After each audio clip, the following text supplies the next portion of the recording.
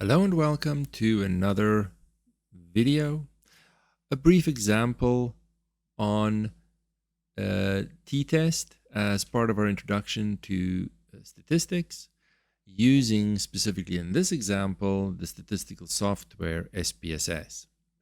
Now you can make your own data file in SPSS by inputting your own numbers and your own variables, but we're going to reference the book Statistics and Data Analysis for Nursing Research, which did an extensive study on a group of 1,000 women in a certain low-income community and got a lot of data from that, measured a lot of different variables through their surveys, and they made that available to use with SPSS. So we're going to do that and use specifically the C file if you want to get the book and follow along, not that you have to at all. So we have a whole bunch of variables that's measured and put in this file for use in SPSS. We're going to focus on one, the 20-item scale called the Center for Epidemiologic Studies, the Depression Scale, CES-D. That's a widely used measure for depressive symptoms, and it's a scale that asks questions relating to mood and functioning in the prior week. So that was part of the surveys given to these individuals. Scores can range from 0, which means no depression, to 60, which means high level of depressive symptoms. So let's begin by first examining or demonstrating how you would examine if this variable is normally distributed in this sample.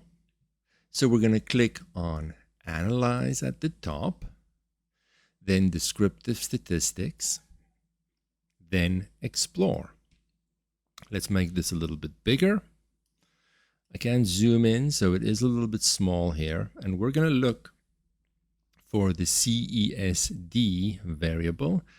It's over here close to the bottom.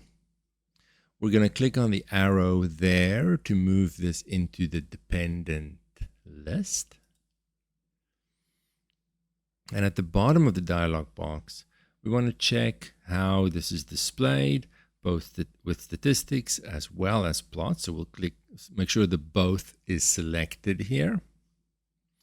Then we'll click on the button on the top right for plots. And we want to uncheck the stem and leaf one for our example. And make sure we check the normality plots with tests. Then we'll click on Continue. And we will click on OK. And let's try and make this a little bit bigger. Zoom in here a little bit, like so. And let's discuss briefly what we have here. So we can now ask a couple of questions on this, like what is the range for the CS-D scores, these depression scores, in this sample that was collected. And you see here that the mean score is 18.5831. So a bunch of different statistics are given here. We can also ask what is the confidence interval around the mean. So in repeated sampling of this size, 95% of them will have the mean somewhere in this interval. And if we want to focus specifically on seeing, well, is the sample following or suggesting a normal distribution? Well, the Kolmogorov-Smirnov test is one test that can give us information on this, and it is essentially testing the null hypothesis that yes, this is following a normal distribution, and then testing the sample against that. So that was done in SPSS as well. And the statistic that it calculated was 0.072, which we may not be that familiar with. That's why it also gives me the significance. So this was significant at a p-value of less than 0.001, which means that we reject that null hypothesis that the sample comes from a normal distribution. So this suggests that it is in fact not coming from a normal distribution. So it has statistically significant departures from normality. And we can also see that the skewness does indicate that it is positively skewed and statistically significant. Not that small, but it is somewhat significant, nearly. So that might suggest that, okay, it's sort of on the edge, However, if we were to conduct a t-test, because the sample is quite large, the t-test is quite robust to departures from normality when the sample size is large.